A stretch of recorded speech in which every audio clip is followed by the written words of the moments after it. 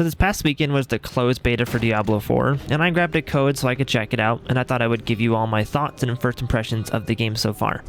But I would like to remind you guys that everything in this video is subject to change because this was the first beta for Diablo 4, and it's set to launch in June, so they have a few months to fix anything that isn't quite right or squash bugs.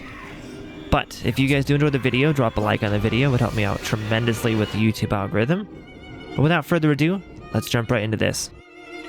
So in this video, we're going to talk about how I felt about the game, whether it's the good, the bad, and the awesome. The first thing I do want to talk about is how the gameplay works, because I feel most people are going to hear about this game and its open world or the world events and with other players and stuff wandering around, and they're going to wonder if it still feels the same as a regular Diablo game. And the answer is yes, it still has that good old Diablo feel. You can do story missions, side missions, dungeons, or just roam around and explore like a regular open world game, but it gives you that classic Diablo feel as you explore. So if you liked exploring every corner in Diablo 2 or 3, you can do that in this game too. And the story is very much intact, with lots of cool cutscenes and great dialogue too. There's lots of little lore notes and lore pieces around the area that really bring you into the world of Sanctuary, so whether you choose to go in alone or bring some friends in as well, it can be a great time just like any other Diablo game. The only difference is that every now and then you might see someone wandering around doing their own adventure. In the beta, we could get to level 25, and in that time, I rarely saw other players. I was just doing my own thing, and I maybe saw someone killing enemies around me every now and then while they did their own thing. And during these open world events that you can have, I didn't see a massive group of people. I saw like maybe 2 or 3 other players at once. I'd kind of compare it to like how Destiny felt in Destiny 1. You had your checklist, other people had theirs, and you don't really notice other people until like a public event on the map shows up.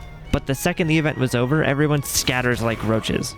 It's not going to feel like an MMO with dozens of people doing the same quest as you, or messing things up in your quest, making you wait for the important NPC or enemy to respawn so you can gather your quest items. It's not going to feel like that.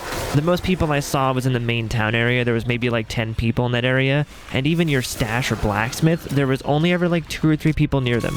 So overall, if you don't want Diablo to feel like an MMO, then take solace in the fact that this doesn't feel like that. It feels like Diablo with just a few other heroes scattered around here or there.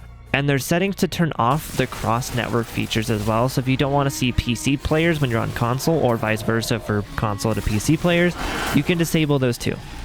And the map exploration actually feels really good. Any Diablo fans will be able to jump into this and just run with it. I only played a small amount of Diablo 2, but I put a couple hundred hours into Diablo 3 over the years, so when I opened the game, it kind of felt like I was able to pick right up where I left off and just go. All of the classic features are there, and it let me focus on learning the new skill tree that they implemented and get to know the new skills for my sorcerer class rather than having to like relearn a whole bunch of cool mechanics. And so far, the sorcerer did feel really great to play. There are really cool skills that I could use, and learning the new skill tree was amazing. I've played so many other loot games with skill trees that I love sitting there and brainstorming builds, and Diablo 4 definitely gives you that feeling too. The way that everything is organized in the skill tree is also fantastic. Each set of nodes here is another layer of your character's skills, starting with basic, then core, and then it goes defensive, mastery, ultimate, and then you have key passives. Key passives work like a Borderlands capstone skill point. It's the final point to really lean into a build more. And speaking of builds actually, let's talk about the loot, because that's what Diablo is all about. Diablo 4 does not disappoint.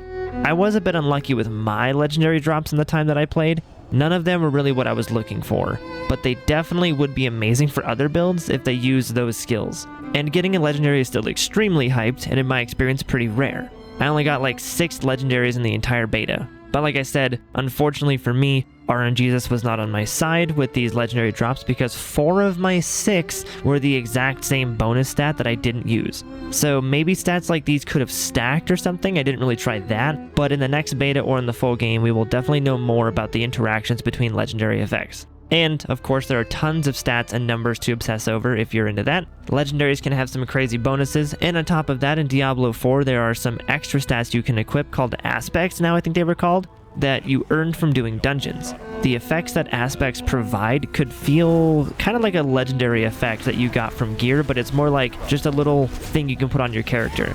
Like a passive effect that you can put on your character, so you could really fine-tune your build with that. And each dungeon has a specific aspect for a certain class, so it feels like in the full game, you might even have like specific dungeons you'll want to complete for a certain aspect that your build will need. So potentially targeted farming could be a thing to a certain extent. Also, your character stats are a bit different this time around from what I noticed. This time you have strength, intelligence, willpower, and dexterity as your main character stats. But of course, you will still have the massive character sheet that has all of your stats ever imaginable in it, just like every other Diablo game. So you can still min-max your stats. And the item cards and the stats that accompany them are also very Diablo-esque as well. It all just feels very natural and nothing felt weird or different or bad. I was able to find the skills that I like to use and build towards that with my gear like always. But also, speaking of dungeons though, these felt really fun to complete. Some dungeons felt pretty massive actually, and had tons of enemies, good loot, and a final boss in it. Each one felt different enough and had enough potential for gear that I definitely wanted to complete more of these. I didn't feel bored or uninterested doing them, and after about 10 or so, I was hooked. They provide a good challenge, especially if you're solo on the hardest difficulty with an unfinished build like I was, and the bosses are pretty darn hard too. There were some bosses that would destroy me in like 2 hits, so I had to play super smart and be super passive about it. This would probably be a bit different though with friends, but solo was definitely a hard experience. I had to rely on my Hydra summons to deal damage while I dodged the boss, and only had a very small damage window to spam my chain lightning in.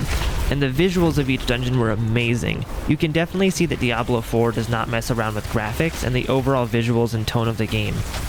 So what that means is that for those of you that didn't like the look of Diablo 3 because it was too cartoony and brightly colored compared to Diablo 2, Diablo 4 will be amazing for you. There's tons of dark, gritty areas, frozen caverns with lots of bones in it, pools of blood and acid, and crazy demonic areas, and just an overall sense of dread and death to the entire game.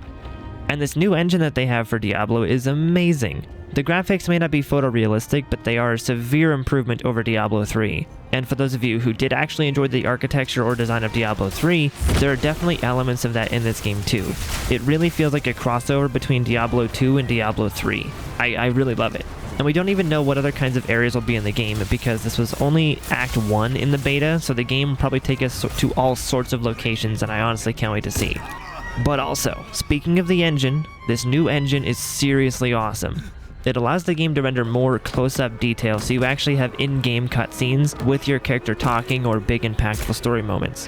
And as always, you will also have the stellar pre-rendered cutscenes that Blizzard is known for. Their teams did an excellent job once again. That opening cutscene really seals in the tone and the feeling this game is going for, especially with the music added in. It's really where you learn that this game is not messing around. Creative. The story is also pretty good so far as well. I felt like I actually wanted to listen to my characters and wanted to read more little notes and really immerse myself into the game, which is a great sign. And the antagonist, Lilith, is so freaking cool. Her design is insane looking, and we totally stand Lilith 100%. And of course, like I said, when you mix in the incredible music they put in the game during some of the cutscenes, like the opening cutscene, I was getting goosebumps.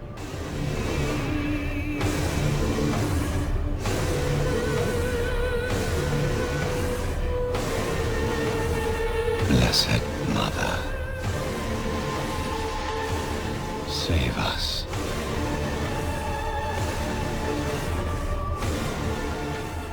But so far, the story seemed like it had great potential for those of you who like good stories in your games as well. But we all know that Diablo is more about the loot and making your character just the biggest baddie, and this game definitely lets you do that from the bits that I've played. I would love to see how the other classes function, like the Necromancer and the Rogue as well. And I would love to see what the endgame is going to feel like, because as of right now, the endgame might be a bit slower paced compared to Diablo 3, where you were just zooming through greater rifts in minutes with higher end builds. And since my legendary RNG sucked in its beta, I couldn't really get a good feel for the endgame, unfortunately. So far though, I am definitely hyped for Diablo 4. I was a bit nervous with it having online features, but I think they nailed it. This game is beautiful, super fun, super challenging at times, and super dark and gory compared to Diablo 3. So hopefully you guys enjoyed this quick dive into Diablo 4 with my first impressions on the game. If you did, be sure to leave a like on the video and subscribe on your way out. Thank you all so much for watching. I will see you all in the next video. Thanks for watching. Bye guys.